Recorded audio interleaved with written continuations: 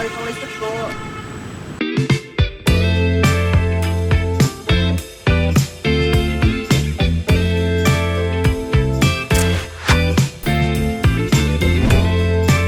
I'm Chad Kubanoff. I'm in District 4, Saigon, Vietnam.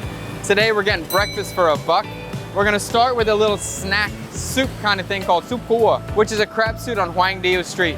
And it's right in front of the Nike store, so you can't miss it. Let's go get a bowl over here. So when you order this soup, she's just gonna ask you if you want chili or not, and then she's gonna ask you if you want preserved duck egg or not. I'm getting both.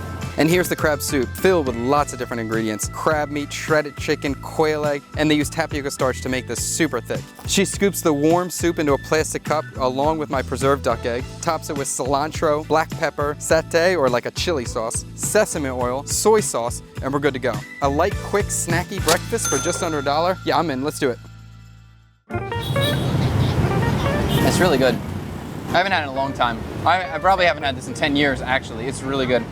It's super light and super simple. You can see how thick it is because they thicken it with boat nang or they thicken it with tapioca starch. As you eat it, it loses its thickness. It gets thinner. You may think that it's going to be really thick in your mouth, but it's not. It melts like right away in your palate. So it's really smooth and really soft. It just has such a nice mild flavor. It's not too spicy. And then also that preserved duck egg in there as well. Let me try that. Where's that big black egg? Uh-oh. The spoon's not the best. How can I not find it? There it is. So you can see the preserved duck egg, it definitely has a unique color to it, but it's much less aggressive than it looked. A preserved duck egg is like a rich egg jello. It's got the rich yolk and it's kind of gummy like jello. And you can see the traffic is heavy behind me. So people are hopping the sidewalk. This is a very busy part of District 4, so there's a lot of bikes coming through this way, which probably makes their location a great spot to sell this soup. Some vendors also serve a variation of this called soup ap heo, which is basically this exact thing, just with pork brain inside, which is good too. I like pork brain. Dig it. That was a great little snack to start, but let's get something else. I'm hungry.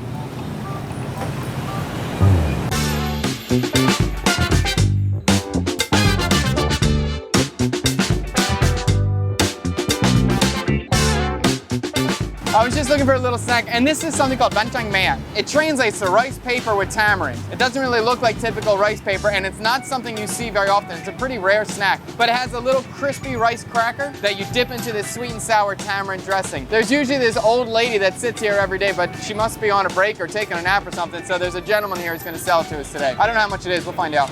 So I think it's 18,000, so it's about 80 cents. So it's less than $1.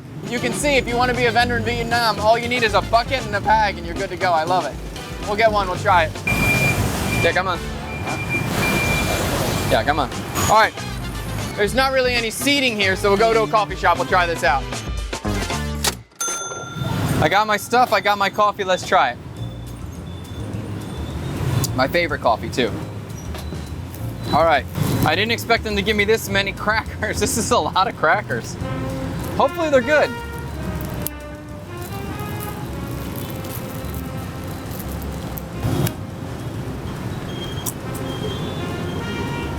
That's good. Crunchy.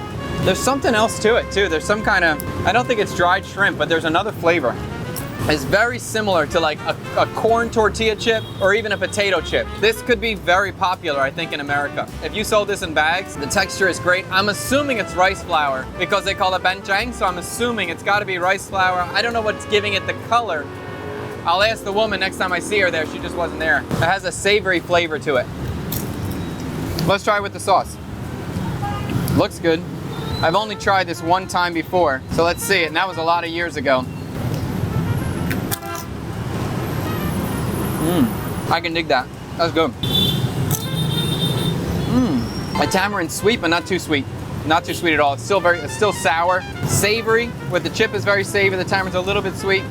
This is definitely like the chips and dip of Vietnam. Very, very cool. Nacho. Yeah. Oh, that's a hard thing.